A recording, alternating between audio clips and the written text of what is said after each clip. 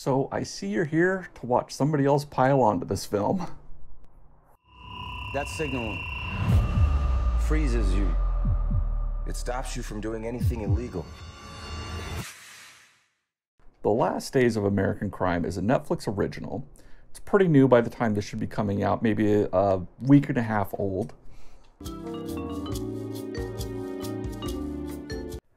It takes place in a crime-ridden near future where the government develops like an over-the-air signal that when you're hit with it will make you sick or incapacitate you if you think about doing something that you feel like is illegal.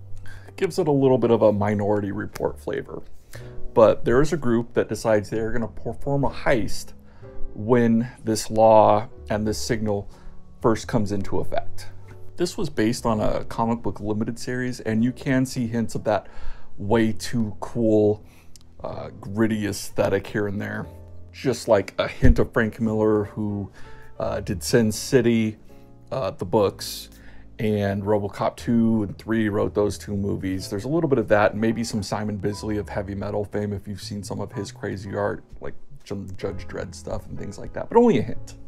So like there'll be an almost riot going on because of people trying to take that last second to commit crimes, and there's a stripper on top of cars with some guys actually throwing bills at her. Little moments like that. Or a woman that has a jacket that has 69 on the back because that's cool and edgy for 1993. Or just a slightly over-the-top character. Like there's a character named Kevin Cash who reminds me a lot of Jason Mewes of Jay and Silent Bob fame, you know, the Jay person. So, you know, kind of bombastic. Other good things are... yeah, there's a reason why this got 0% on Rotten Tomatoes. And I suspect since this review isn't coming out the second the movie did, that you're probably here watching other people rant on how bad this is. The male lead, Edgar Ramirez is his name, and he has another movie I think coming out probably even tomorrow on Netflix from when I get this published. He comes across as the guy that you end up calling if Frank Grillo's agent's not returning your calls.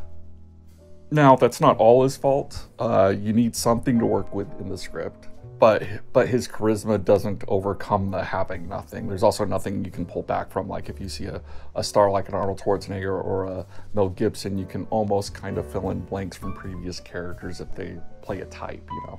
And opposite that, the female lead, Anna Brewster, there's a moment or two where you see she might have some acting chops in there somewhere, but she is woefully miscast here. She is supposed to be this badass bombshell out of like a neo-exploitation film like Assassination Nation, Sucker Punch, Sin City, things like that. And she is a professional model, you know, there is that, trying to cast somebody who's supposed to be super sexy and stuff, but I wouldn't be surprised if some of why she was picked was she was the one willing to do it for the amount of money and the amount of nudity and sex scenes they were requiring. They seem like a technically hot MILF at best here, the way that they were shot. They weren't able to push any coolness into some awkwardly written lines or have much of an it factor that I could see, so not all their fault. And you put these two leads together and you have a couple that has zero chemistry on screen. I should not be feeling like I am cringing on behalf of the actors in the sex scene.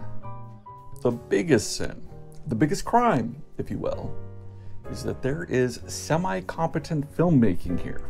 There is a little bit of mediocre action, the heist isn't particularly exciting, and a dozen subplots that don't really seem to go much of anywhere. So then you have a full 2.5 hours of painfully boring filmmaking. It never crosses that path of being so bad it's good. So then when it's not so bad enough to be amusing, that runtime becomes contemptible. So with that, I'm rating The Last Days of American Crime a 0. A goose egg, a wet fart. So I hope you enjoyed the review more than I liked the film. If you like the film, give this a thumbs down. Don't let spoilers run your life. Peace.